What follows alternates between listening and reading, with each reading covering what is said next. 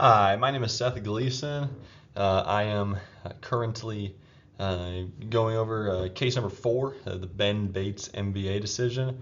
This decision that Ben, in this case, has to go through really reminds myself of my life because I had to do a very similar analysis about a year and a half ago when I was deciding on if I wanted to go into MBA school. So I'm thankful that there was a case just like this that helps me learn more about net present values and future values, as well as something that relates to my own life. So it's very personal to me. So some of the context for this case, the context is that Ben Bates, he's a 20-year-old employee in the finance department at the company East Coast Yachts. He has a $50,000 annual salary with 3% annual salary growth. He's also 6 years out of college, so he's probably just now probably getting a couple promotions and whatnot. So yeah, he's doing pretty well financially so far, but he can always be doing better, as we'll come to find out. He has a fully paid health insurance plan at his work, and he also plans to work for another 40 years.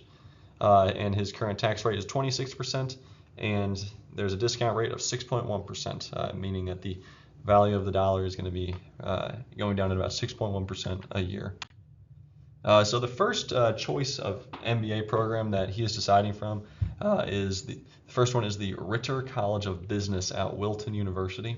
This is a very prestigious MBA program. It is one of the most prestigious MBA programs in the entire country. Yeah, it's just a very well-renowned school. It is a 2-year program with an annual tuition of $63,000. And then, again, there's a $2,500 annual book and supplies fee as well that he'll have to factor in. But when he graduates, he can expect significant changes in his job. For instance, he can expect a $105,000 starting salary after he graduates the program, and with an $18,000 signing bonus, and then he can expect 4% annual salary growth with a 31% annual tax rate. So the tax rate will increase a little bit, but his salary will nearly double, and he will have an improved salary growth, annual salary growth as well, which is very amazing. The second MBA choice that he has available for him is at the Bradley School of Business at Mount Prairie College. This is a smaller and less well-known program, the book describes that it was only created about 16 years ago, and it's a 1-year accelerated program. So unlike our first situation, our first MBA choice, this is a significantly shorter program. The tuition is it's more annually, but since it's only 1 year, it's less total. It's a $75,000 tuition, and then he'll also have to spend around $3,500 on books and supplies while he is enrolled in this program. However, that when he graduates, he can expect a significant change in his salary as well. He will then can expect an $88,000 salary with a $15,000 signing bonus, and his salary will grow at an annual 3.5%, and his tax rates will be on average 29%. Some more details about the MBA program is that both programs do not allow jobs for outside students or for students. So he can have an internship, but he just can't get paid for it during the time he is enrolled at both these universities. But thankfully, since Ben has been working for a couple of years, he has the ability to pay for this MBA program out of pocket on whichever one he chooses. Another cool thing is that both programs offer health insurance for $3,000. Since he will have to quit his former job that paid for his health insurance, he will have to spend $3,000 a year on it if he wants to go into the MBA programs. And then his room and board will increase by about $2,000 during his time throughout the programs for either school, and also the payments he'll be making will be made at the beginning of the year. So there are a couple of questions for these programs, or for this case study. Question number 1 would be, how does Ben's age affect his decision to get an MBA?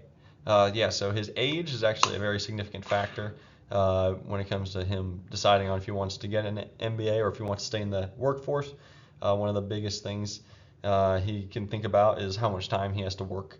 The book describes that he will have 40 years of work ahead of him. So if he goes into the MBA program, he'll have either 39 or 38 years remaining. So he has plenty of time, is the moral of the story there. But the longer he waits, the harder it will be to complete. For instance, if he waits another 2 decades, he'll likely be bogged down by a lot more responsibilities, for instance, like family responsibilities, or a higher career as well. If he's like a manager by then, it might be more difficult to switch out of a higher role in a company. So that's pretty important there. He also will have more. The timing of getting the MBA really also depends a lot on his family obligations as well. For instance, the book doesn't describe on if he's married or has kids or anything, but if he waits longer, the chances of that will probably increase. So he'll likely want to get his MBA sooner, so he doesn't have to transition an entire family into an MBA lifestyle, but he will only have to do it himself. What other perhaps non-quantifiable factors affects Ben's decision to get an MBA? Again, there are some factors that don't rely on the amount of money that he will be getting or rewarded with after he graduates, but some of these non-quantifiable factors are such as family obligations. Again, if he has a family, it could be difficult to transition out of that. He'll have to factor that into his decision. That his desire to learn. Maybe he just straight up has a desire to go learn from some qualified professors for a couple of years in the academic world. That could influence his decision. Career burnout. If he doesn't like his finance role, he might be wanting to go get an MBA so he can transition to a different line of work when he graduates. Networking opportunities are a huge non-quantifiable factor. There's a ton of ability to network while you're in the university system, and especially when you're in the MBA system or college as well. Lots of professionals in that environment who you get to meet a lot of them and build strong relationships with strong professionals wanting to be managers one day. So that's a huge benefit right there. Brand recognition as well. His first college, Wilton, is a very strong college, so that could help. That's a non-quantifiable factor right there. And also personal growth. If he believes that going to get an MBA will grow him personally more than working another 1 or 2 years in the workforce, that could be a factor that helps affect his decision.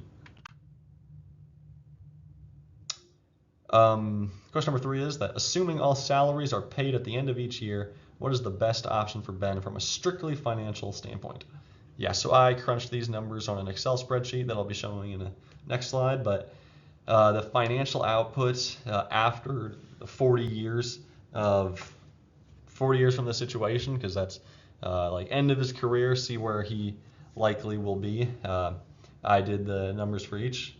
The net present value on if he stays in his career, he will likely earn about $945,000 based on the value of a dollar in today's society. Because as we remember, the discount rate is 6.1%. So each year the value of the dollar is going to be getting 6.1% cheaper. So that is really big deal. So the present value is really important to consider. But if he stays in his career, he will earn about $945,000. Or if he chooses choice number 1, he can expect to earn net value of $1.5 million. And if he chooses MBA choice 2, he can expect about $1.3 million.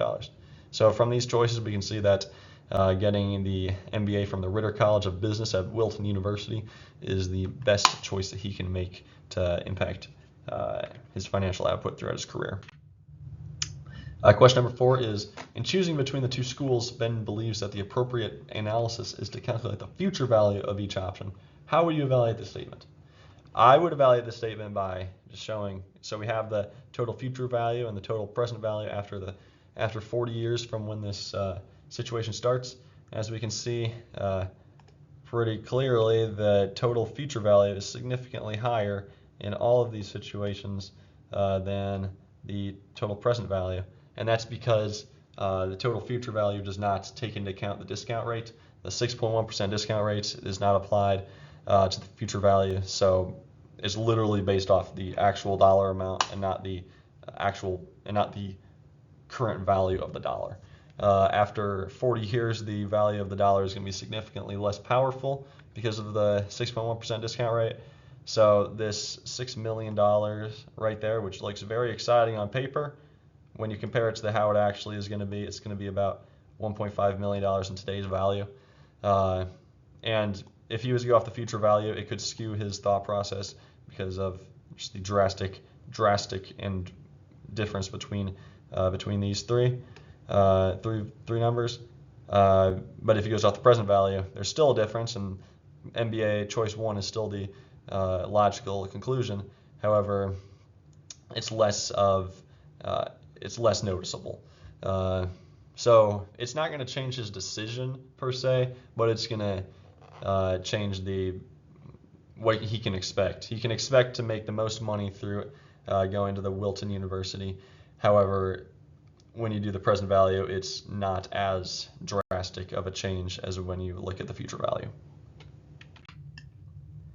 Question number 5 would be, what initial salary would Ben need to make in order to make its indifference between attending Wilton University and staying in his current position?